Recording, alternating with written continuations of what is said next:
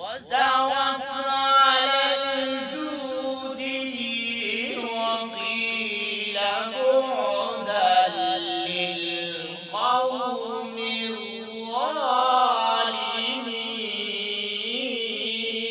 الظالمين ونادى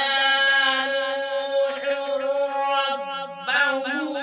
فقال رب إن ابني من أهلي وإن وعدك الحق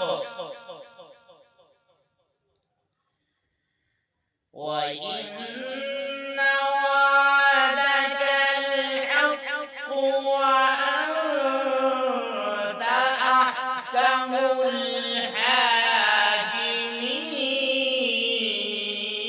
الحاكمين قال يا نوح إنه ليس من أهلك إنه عمل غير صالح فلا تسألني ما ليس لك به علم إني أعظك أن تكون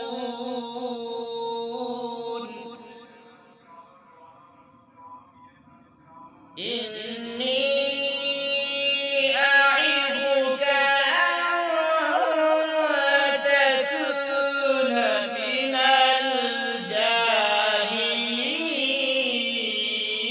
الجاهلين قال رب إني أعوذ بك أن أسألك ما ليس لي به علم وإلا تغفر لي وترحمني أكن من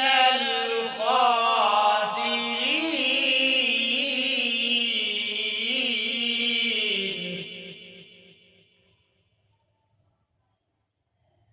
قيل يا نوح اهبط بسلام منا وبركات عليك وعلى ممن معك وأمم سنمتعهم